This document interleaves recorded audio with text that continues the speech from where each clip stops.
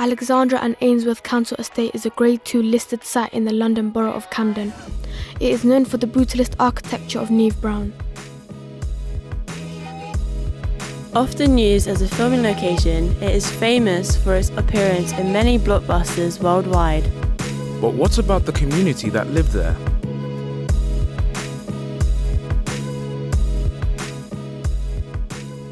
I would definitely say this is probably one of the best places to live, because even when a lot of my friends come over, they wish they lived here because they live right on the road, so they can't go out, they have to walk to the park, or if they want to do anything, they can't just leave their door and have fun. So I'm definitely happy to live here. I think the person that designed it they done a good job here. The way it's set out, like facing your neighbours and all that, I think like it could be a very like friendly and tight community.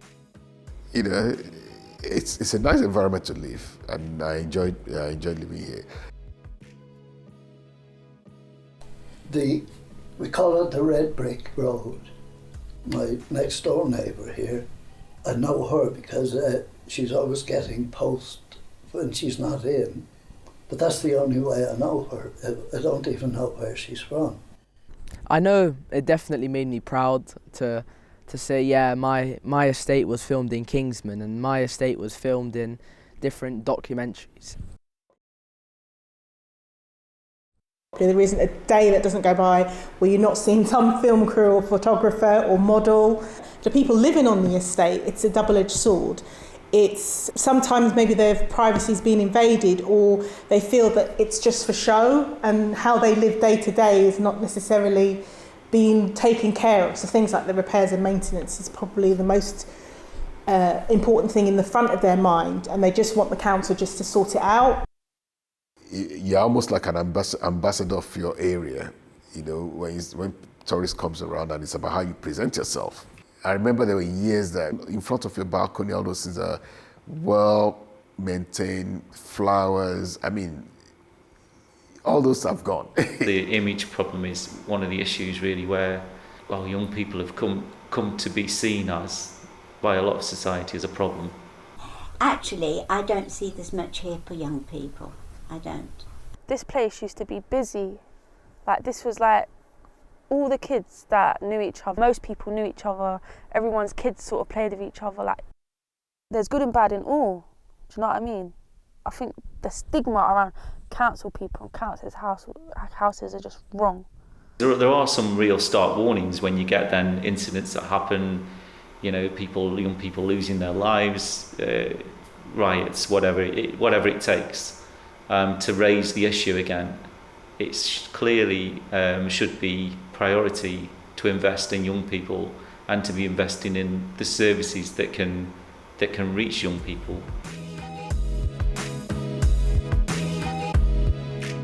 The Ark is a place for children to play and let them share their imagination and give ideas. Where you get to know other people and find out more about them, what they enjoy, what they don't enjoy. I remember when I used to come to the youth club, it was the young adults that would come and who used to organise it, and that used to be the interaction. It's gaming, they used to game, younger people used to game. Obviously at home people have certain guidelines and they have certain ways, but in a youth club you are not judged, or you're not based upon your culture, not based upon your religion, your ethnic race. You just come and you're looked at as a normal person. They treat you as that, and that's where people get their confidence from. Here I was able to be free and people would treat me as, okay, I'm Hassan, not someone who's labelled as this. And I think that if the youth club was gone, where are the children going to go to learn about themselves, to gain experience, to meet people, to gain social skills, communication skills? Like school gives you that from 9 to 4 or 9 to 3, but after that, that's about yourself. And school is probably more learning, and they do treat you to be kind, respectful, so on. But some of it, you have to see it yourself. You can't always be spoon-fed, and this is what you have to do. And you learn it for yourself. And a youth club is basically a school after school, but it's your school. So that's the way I look at it anyway. The SPID Theatre Company have been working with a group of young people from the local area on a filmmaking workshop at the Ark. Together, the group decided to host an event to celebrate the Ark and encourage more people to use it. The event will be called the Arc Celebration Day and will be the basis for the documentary the group are making. So we thought of this amazing idea that we would bring communities together, and we would create an event that was very inclusive of everyone, so even children and adults and older generations. We were learning about the architect, we were learning about how spaces were made, about when it was built and everything, and then we started to have more interest in the people on the estate rather than the building. And then when we started to talk to people and we started doing oral interviews, and each one had in common about how there's a lack of events and how they want more of a community, how they want more interaction with their neighbours, they want to know who their neighbours is. The young people decided to go door to door to publicise the event throughout the estate.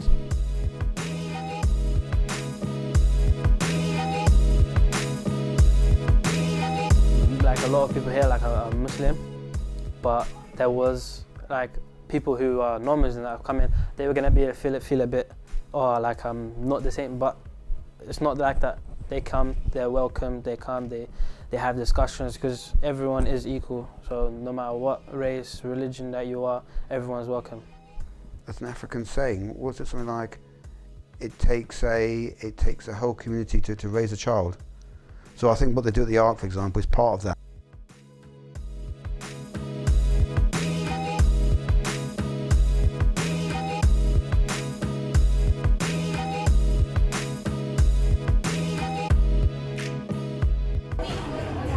What would you do if you were Prime Minister?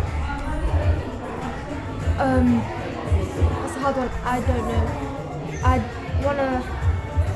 I don't really know what Prime Ministers do, but I want to help people, I think. Make sure everyone I think you hit the nail on the head when you first said you don't know what Prime Ministers do, but I don't think they know what they do either.